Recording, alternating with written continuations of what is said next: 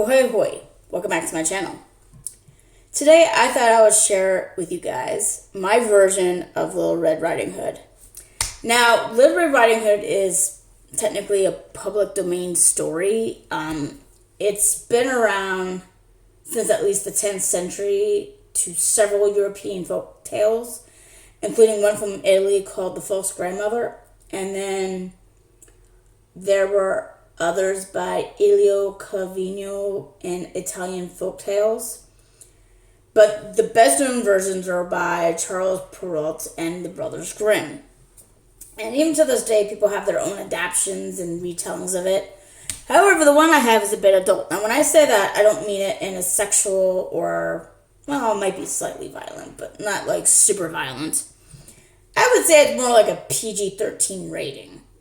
So, but I got the idea because I was telling the kids about Little Red Riding Hood, but I didn't have a book to read out of, so I had to do everything by memory.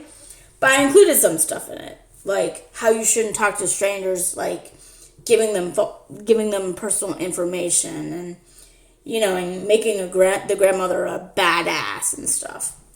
But I have left out some stuff to them that I would share with you guys because this is, after all, PG-13, maybe slightly rated R kind of version. So yeah, let's get started. And I'm sorry about my voice. I don't know if I'm coming down with something or my asthma's acting up, but yeah.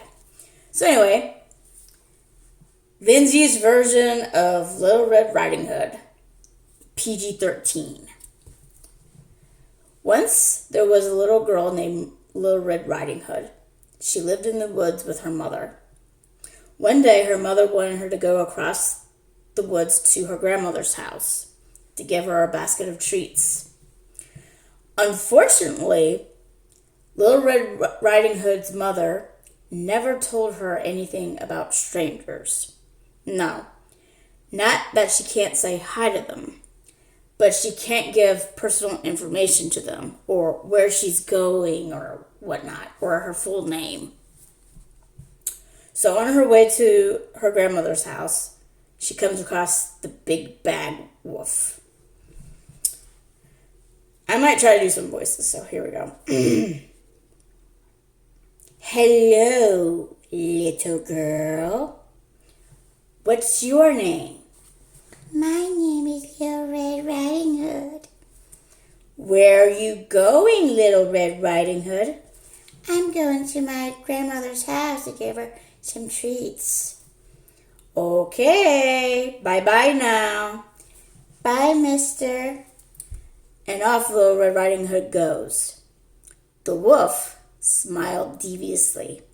He knew where grandmother lived, and he had a horrible, devious plan. He was going to go to grandmother's house by a shortcut. He was going to eat her grandmother. He was going to disguise himself as her grandmother and then eat her when she arrived. So he took a shortcut to her house. He knocked on the door. Who is it? It's me, Little Red Riding Hood. Come in. The grandmother's mouth dropped when she saw that it wasn't her daughter. It was the big bad wolf. You're not Little Red Riding Hood? No shit, Sherlock, the wolf said. I am going to eat you, and then I'm going to eat your granddaughter. The wolf was surprised when Grandma stood up with her hands on her hips, thrust out her chest, and went, oh, hell no! So, with speed that the wolf was not expecting, Grandma ran the hell out of that house as fast as she can. The wolf looked back at her, watching her run away. Well, damn, he said. He thought about going after Grandma, but he knew Little Red Riding Hood would be there soon. So he got into her rocking chair and began to make himself look like Grandma. He put on the cap, he put on the glasses, He put on her gown. He had her cane in his hand. However, his big wolfish feet were sticking out, so he grabbed the blanket off the bed and put it on his lap, covering his feet. Soon, Little Red Riding Hood arrived. She knocked on the door delicately. Knock, knock. Who is it? He tried to mimic Grandma's voice. It's me, Little Red Riding Hood. Come in. When Little Red Riding Hood saw her grandmother, she looked different. Grandma, what big eyes you have!